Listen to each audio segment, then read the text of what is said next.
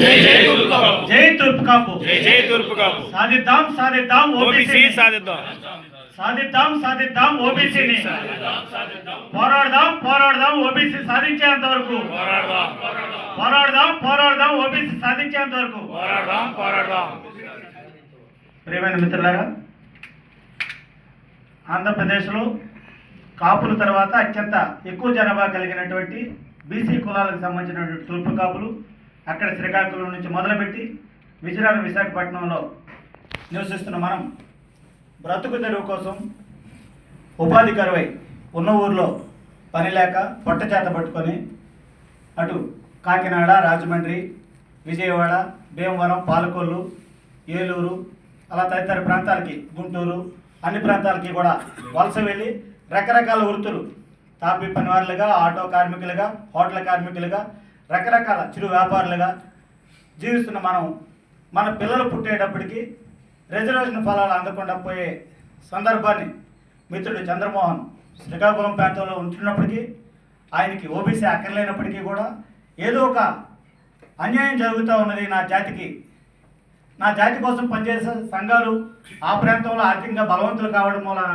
ఇక్కడికి వలస వచ్చినట్టు వారి గురించి ఆలోచించట్లేదని చెప్పనే ఉద్దేశంతో 2018లో విజయవాడ కేంద్రంగా ఒక ఆంధ్రప్రదేశ్ తూర్పు కాపు సంక్షేమ సంఘం అనే ఒక సంఘాన్ని స్థాపించి ఈ ప్రాంతంలోని అనేక మంది తూర్పు కాపు పెద్దల్ని పరిచయం చేసుకొని ఒక నిరంతర యాత్రికుడిగా తూర్పు కాపులకు ఏదో ఒక మేలు చేయాలని చెప్పిన దాంతో పని చేయడాన్ని నా మనసును ఆకట్టుకోవడంతో తూర్పు కాపుల్లో ఓబీసీ సాధన కమిటీ అని చెప్పని పెట్టేటప్పుడు నన్ను ఆహ్వానించినప్పుడు ఖచ్చితంగా ఓబీసీలో నేను కూడా ఉంటానని చెప్పని మిత్రులు పల్లా వెంకటరావు గారు చైర్మన్గా ఉండేటప్పుడు ఇక్కడికి రానింటే ఎస్వి భాస్కర్రావు గారు కానీ, మా మోపేటి బాలపరమేశ్వరరావు గారు, రావి శ్రీనివాసరావు గారు, మేమంతా కూడా భీమవరం ఒక మీటింగ్కి హాజరవడం జరిగింది.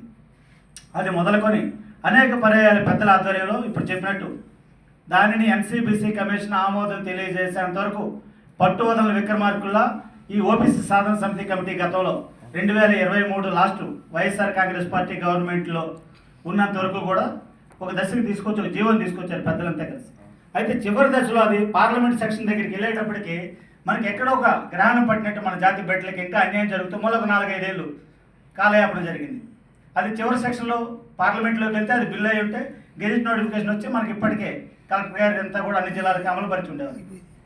అయినప్పటికీ దాన్ని మళ్ళీ ఒక 2 సంవత్సరాల తర్వాత పరిణామాల్లో కేంద్రంలో సేమ్ అదే ప్రభుత్వం ఉన్నది, కానీ రాష్ట్రంలో ప్రభుత్వం మారింది.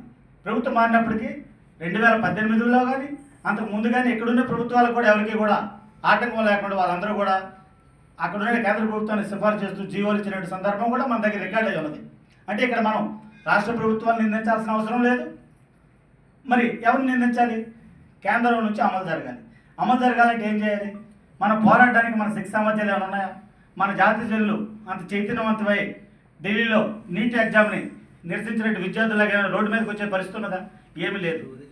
అందుకని ఖచ్చితంగా మనం ఇక్కడ ఉన్నట్టు వాళ్ళని, కొంతమంది చైతన్యవంతమైన వాళ్ళందరినీ కూడా ఎవరైతే ఓబీసీ కోసం తపన పడుతూ ఉన్నారో, వారికి అవసరం లేనప్పటికీ ఆ జాతి బిడ్డలకు అవసరం అని చెప్పని గుర్తించిన నాయకత్వ స్థానంలో వస్తున్నారో వాళ్ళతో మళ్ళీ ఓబీసీ సాధన కోర్ కమిటీ అని చెప్పని ఏర్పాటు చేసి ఈ రాజమండ్రి వేదికగా సూర్య హోటల్లో దీన్ని ఒక రెజల్యూషన్ పాస్ చేయడానికి మిత్రుడు చంద్రమోహన్ కమిటీని ఈరోజు ఇక్కడ అందరికీ ఆహ్వానించి ఇప్పుడు జరుగుతున్న వర్షాకాల పార్లమెంట్ సమావేశంలో ఎలా అయినా సరే ఆ పార్లమెంట్ సెక్షన్కి వెళ్ళడానికి మన